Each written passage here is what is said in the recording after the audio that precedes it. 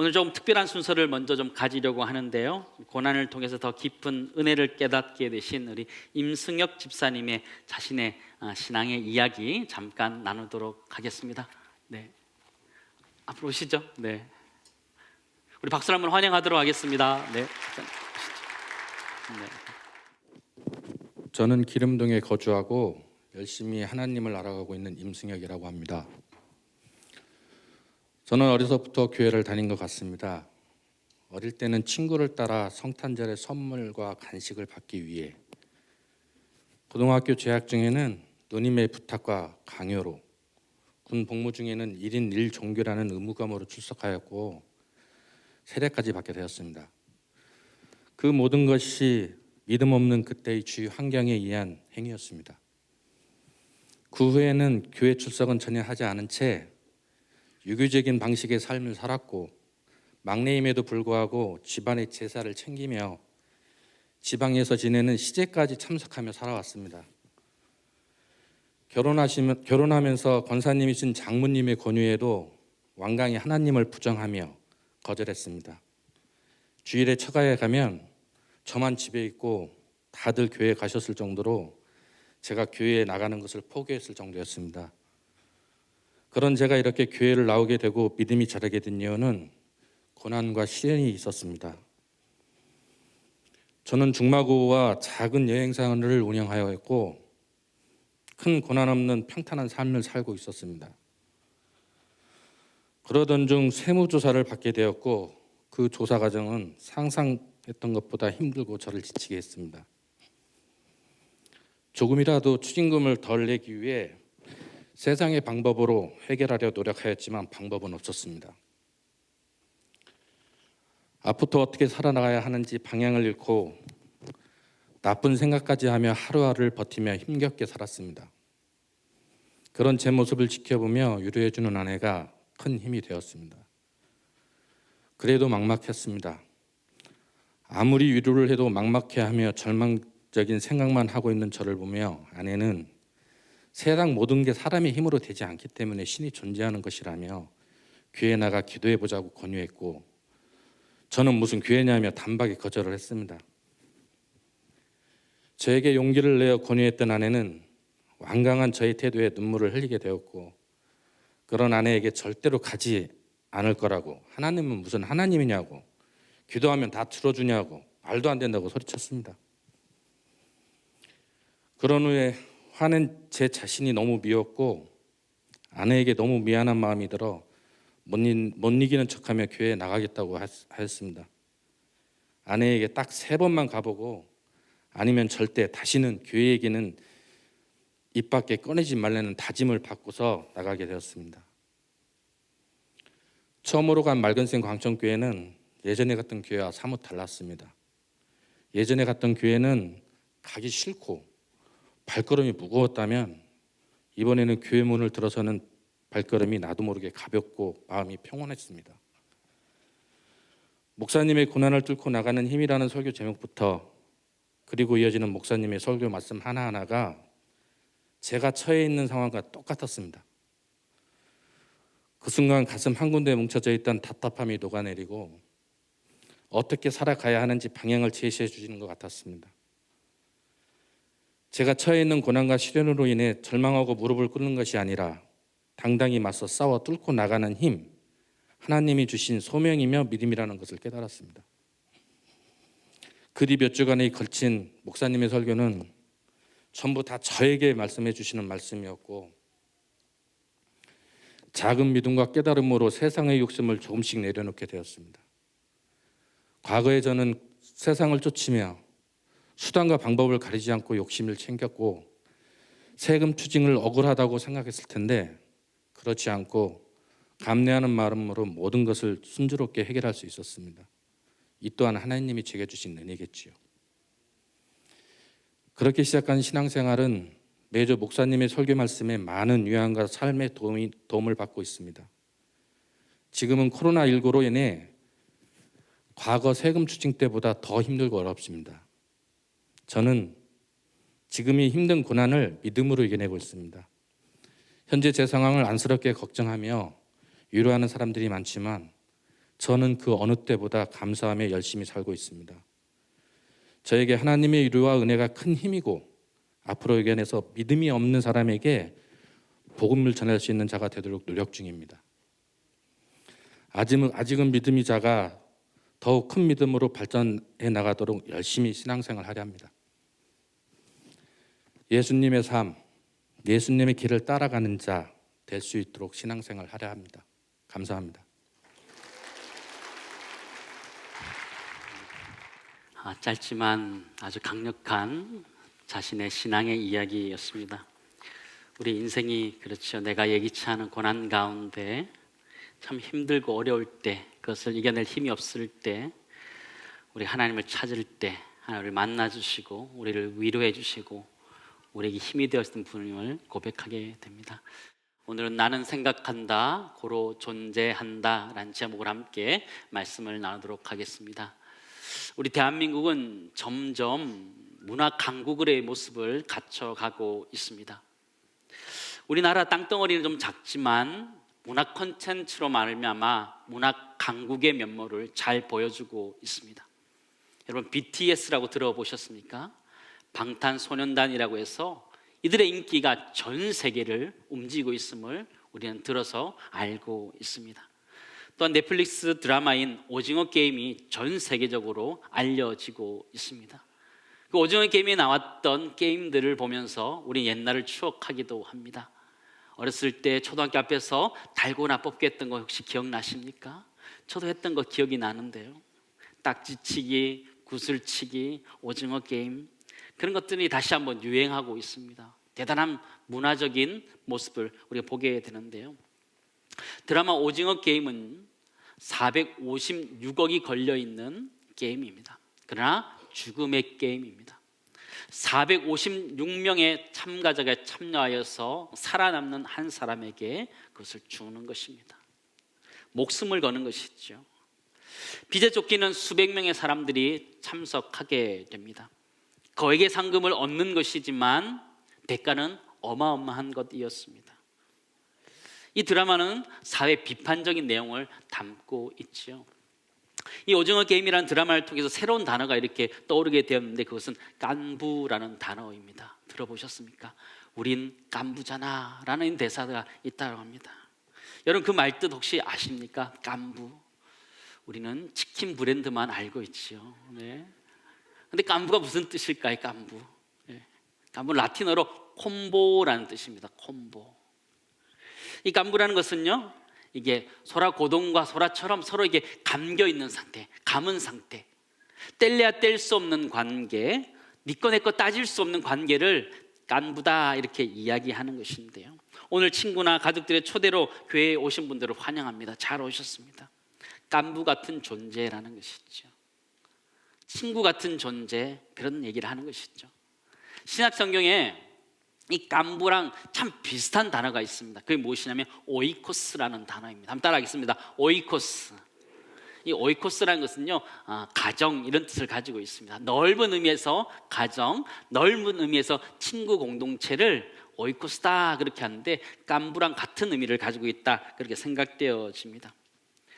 오늘 여기 초청받아서 오신 분들에게 제가 꼭 첫 번째 드리고 싶은 말씀이 있습니다. 그것이 무엇이냐면 여러분을 초청한 사람들은 여러분들을 진정한 친구로, 진정한 깐부로, 진정한 오이코스로 여기고 있다라는 것이죠. 그냥 한번 만나고 스치고 지나가는 사람으로 생각하는 것이 아니라 굉장히 인생의 중요한 친구처럼 여기고 있다라는 말씀을 해드리고 싶습니다.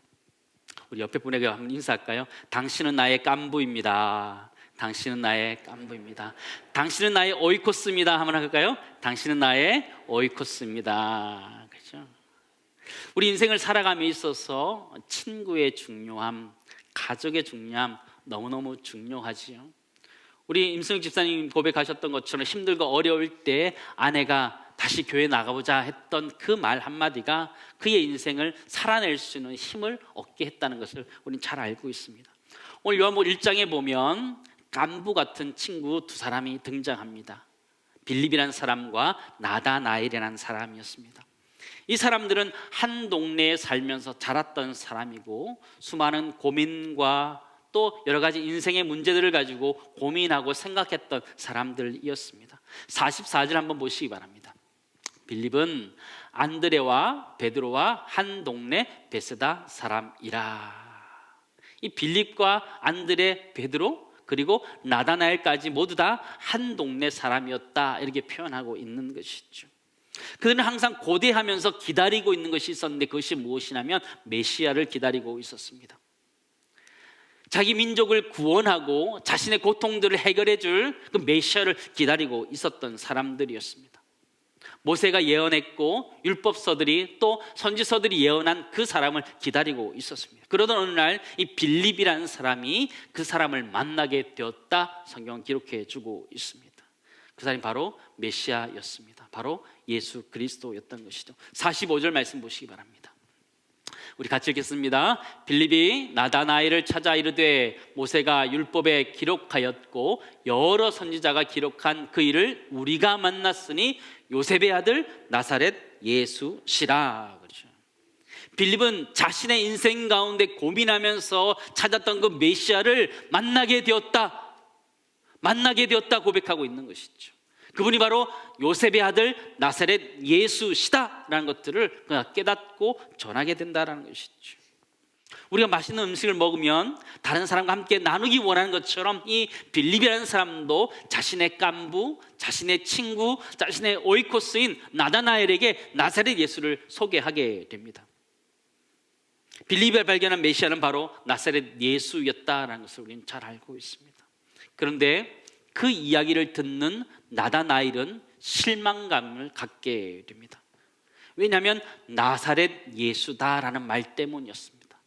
이 나사렛이라는 것은 아주 시골 촌동네를 이야기하는 것입니다. 거기서 무슨 선한 것이 날 수 없는 그런 동네였기 때문에 이 나다나엘에게 있어서 기대감은 하나도 없게 되었습니다. 46절 말씀 보시기 바랍니다. 나다나엘이 이르되 뭐라 그래요? 나사렛에서 무슨 선한 것이 날 수 있느냐? 빌립이 이르되 와서 보라 하니라. 나다나엘이 고백하는 거예요. 가만히 생각해 보니까 그 나사렛에서 선한 것이 날 수 없다라는 것을 분명히 그는 알고 있었던 사람이었습니다. 생각 있는 사람이었기 때문이었습니다. 그 작은 시골에서 무슨 우리를 구원할 메시아가 나느냐, 웃기지 마라, 그렇게 이야기하는 것이죠. 그러나 이 친구였던 빌립은 나다나엘에게 와서 보라라고 권면합니다. 좌절할 말도 하지만 그를 와서 보라라고 이야기하는 데 있어서는 이 빌립의 믿음이 있었습니다. 나다나엘이 와서 보면 그가 메시아임을 알 것이라는 것, 그 믿음을 가지고 권면하게 되고 나다나엘이 나오게 됩니다.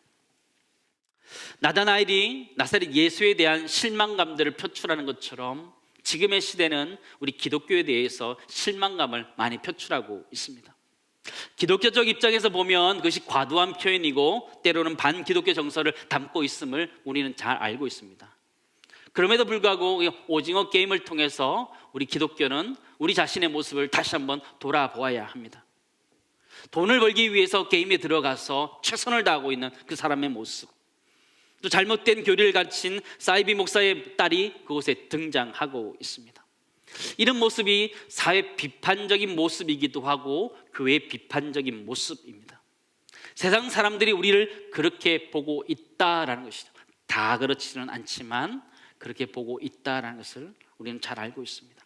우리는 이러한 모습이 잘못된 모습이라는 것을 우리 그리스도인들도 알고 세상 사람들도 다 알고 있습니다. 교회는 더 교회다운 모습을 가져야 되고 성도는 더 성도다운 모습을 가져야 되도록 노력해야 합니다. 중요한 것은 그러한 모습 때문에 우리가 정말 중요한 것을 놓칠 수 있다라는 것이죠.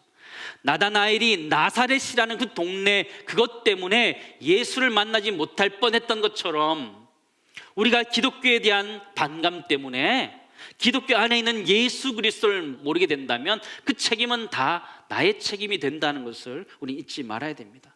때로는 이상한 기독교인들 때문에 인생의 해답을 놓치는 그런 어려움들이 생기기 때문입니다. 기독교의 한 행태나 성도들의 한 행태가 좋지 않다고 해서 예수 그리스도의 가치를 놓쳐서는 안 된다라는 것입니다. 한국교회는 현재 많은 지탄을 받고 있지만 사실 한국교회는 한국 사회의 빛의 역할들을, 소금의 역할들을 굉장히 많이 했던 교회이고 역할을 해왔습니다. 2016년에 제3회 한국 기독교 사회복지 엑스포가 서울시청 광장에서 열리게 되었습니다. 저도 그 현장에 있었는데요. 한국교회가 한국 사회를 위해서 얼마나 오랫동안 지속적으로 그 일들을 감당해야 되는지, 또 얼마나 은밀하게 그 일들을 감당하고 있었는지를 보여줄 수 있는 좋은 장이었습니다. 행사가 열리는 기간 동안에 수많은 교회들이 참여하고 수많은 성도님이 와서 한국 교회를 위해서 한국 교회가 한 일들에 대해서 직접 볼 수 있는 좋은 시간이었습니다. 상임 대회장이었던 덕수교회 원로인 손인웅 목사님께서는 이런 이야기를 하신 적이 있습니다. 한국 교회는 선교 초기부터 학교, 병원, 고아원, 양로원 등 교육, 의료, 복지, 봉사로 복음을 전하였다. 적은 수의 크리스찬이 사회적인 영향을 끼칠 수 있었던 것도 독립운동에 앞장서고 6.25 전쟁 때 환난당한 민족의 아픔을 치유하는 등 소금과 빛의 역할을 감당했기 때문이다. 그 뒤에 보면요, 한국 사회복지의 몇 퍼센트요? 70% 이상을 교회에서 수행하고 있다. 하지만 예수님의 가르침에 순종해 오른손이 하는 것을 왼손이 모르게 하기에 잘 드러나지 않았다. 그렇게 이야기하고 있습니다. 한국 교회는 한국 사회복지의 70%를 감당했고 지금도 그 역할을 감당하고 있습니다. 한국 교회는 지금도 어려운 이웃들과 함께하기 위하여 애쓰고 노력합니다. 저희 교회도 지난주에 김장김치를 담아서 우리 석관동 장애동에 있는 어려운 이웃들을 위해서 전달하기 위해서 성북구청장님께 그것을 전달하게 되었습니다. 한국 교회는 끊임없이 가난하고 약하고 연약한 사람들을 돕기 위해서 노력하고 있습니다. 나사렛에서 무슨 선한 것이 날 수 있겠느냐라는 나단의 말처럼 세상 사람들은, 교회를 다니지 않는 사람들은 무슨 교회에 선한 것이 날 수 있겠느냐 이야기할 수 있습니다. 그러나 선한 것은 계속 나고 있습니다. 사회복지를 위해서 한국 교회가 엄청난 일들을 해왔고 예수 그리스도를 말미암아 구원의 역사가 우리 삶들 가운데 계속 일어나고 있음을 우리는 부인할 수 없습니다. 우리는 생각해 보아야 합니다. 오늘 설교 제목은 나는 생각한다, 고로 존재한다, 데카르트의 말입니다. 우리는 생각해 보아야 되고 그러므로 존재 이유를 깨달아 가야 됩니다. 우리 인간이 모든 것들을 다 부정할 수 있지만 나 자신만은 부정할 수 없습니다. 존재하고 있는 나, 생각하고 있는 나 자신을 부인할 수는 없습니다. 오늘 성경에 나와 있는 이 나다나엘이라는 사람은 꼭 데카르트 같은 사람이었습니다. 생각하는 사람이었고 고민하는 사람이었습니다. 그는 나사렛에서 무슨 선한 것이 나겠느냐 이야기했지만 그는 인생 가운데 깊은 고난과 고통과 고민을 가지고 있었던 사람이라는 것을 우리는 보게 됩니다. 47절, 48절입니다. 예수께서 나다나엘이 자기에게 오는 것을 보시고 그를 가르쳐 이르되 보라, 이는 참으로 이스라엘 사람이라 그 속에 간사한 것이 없도다. 나다나엘이 이르되 어떻게 나를 아시나이까? 예수께서 대답하여 이르시되 빌립이 너를 부르기 전에 내가 무화과 나무 아래에 있을 때에 보았노라. 나다나엘은 빌립이란 자신의 친구가 자신을 와서 보라라고 말하기 전에 무화과 나무에 있었던 사람이다 성경은 표현해 주고 있어요. 그럼 무화과 나무가 무엇일까요? 무화과 나무는 것은요, 그 당시 유대인들이 인생의 고민과 신앙의 고민과 하나님의 말씀을 묵상하던 자리가 바로 무화과 나무 아래라는 자리입니다. 그는 그 자리에서 깊이 고민하고 자신의 인생에 대해서 메시아에 대해서 고민하며 말씀을 읽었던 그런 사람이었습니다. 우리들과 똑같은 사람이었던 것이죠. 고민하고 또 생각했던 사람이라는 것이죠. 우리도 우리들에게 자신에게만 있는 무화과 나무가 우리에게 있을 것입니다. 인생을 고민하고 하나님의 존재에 대해서 고민하고 신앙에 대해서 고민하면서 우리는 살아가지요. 우리는 누구나 우리가 각자의 무화과 나무를 가지고 있습니다. 인생의 고민을 가지고 살아가지요. 때로는 고통하면서 잠을 못 이룰 때도 있고요. 때로는 술을 의지해서 하루하루 넘어가기도 합니다. 자녀들에 대한 고민들, 걱정들, 자신의 건강의 문제들, 결혼과 취업의 문제들, 사업에 대한 고민들, 수많은 고민들을 가지고 살아가고 있죠. 그것이 이 나다나엘이 무화과 나무 아래 했던 고민과 똑같은 고민들을 하고 살아가고 있다는 것이죠. 우리 모두는 이 무화과 나무 아래에서 살아가는 인생입니다. 고민과 고통 생각하면서 살아가고 있죠. 여러분 답을 찾으셨나요? 무화과 나무에서 수많은 고민들을 하면서 지냈지만 답을 찾기가 쉽지 않습니다. 철학적인 질문으로요, 나는 누구인지, 여긴 어디인지 대답할 수 있는 사람이 많지 않습니다. 하나님을 모른 채 내가 누구인지, 여기는 무엇하는 곳인지 아는 것은 거의 불가능합니다. 나다나엘도 찾지 못했던 그런 것이었습니다. 그러나 그가 예수 그리스도를 만났을 때에 그가 궁금했던 것이 해결되었음을 우리는 보게 됩니다. 48절 다시 한번 보시겠죠. 예수께서 대답하여 이르시되 빌립이 너를 부르기 전에 뭐라 그래요?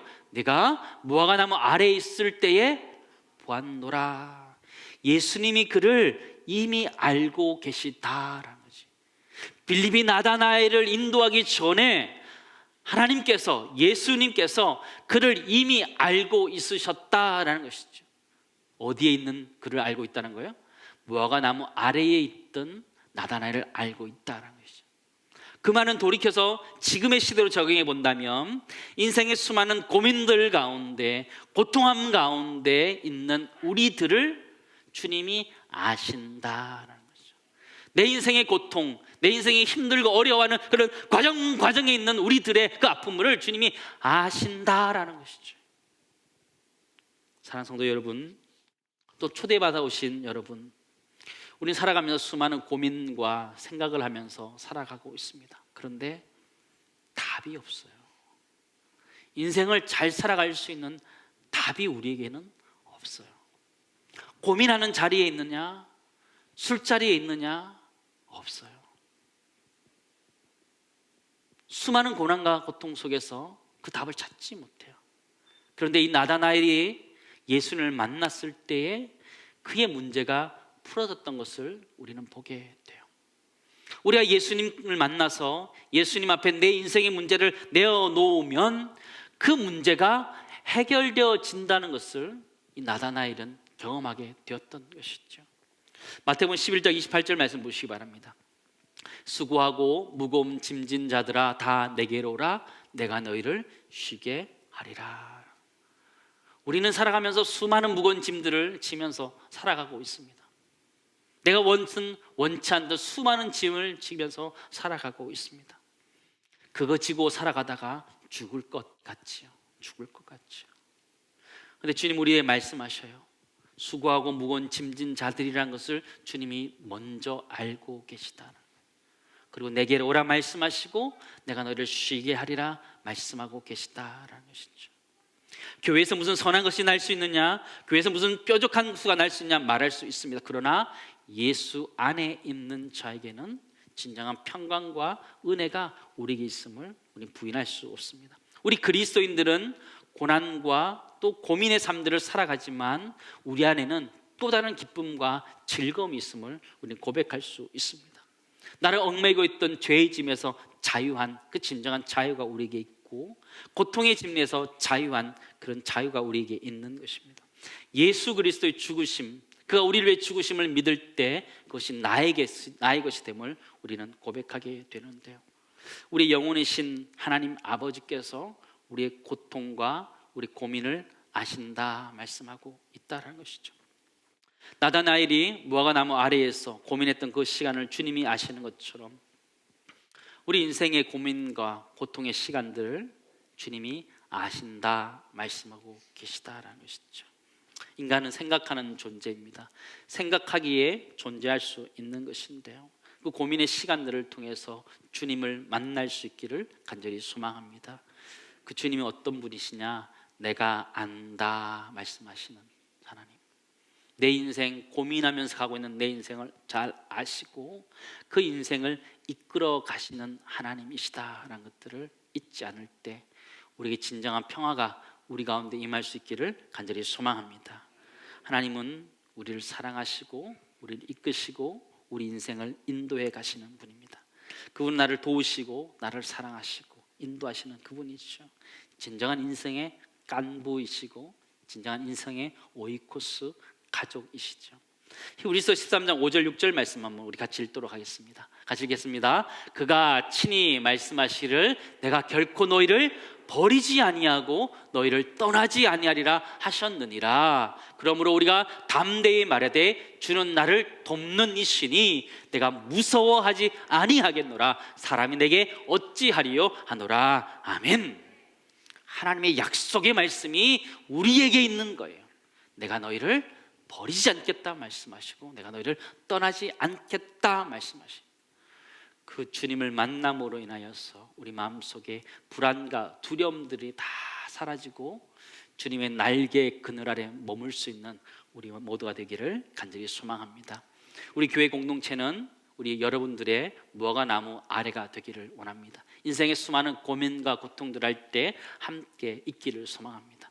나다나엘의 친구 빌립처럼 우리가 옆에 있기를 소망합니다. 우리 교회 공동체를 통해서 하나님을 믿고 하나님을 알아갈 수 있는 축복이 우리 모두 있기를 간절히 소망합니다.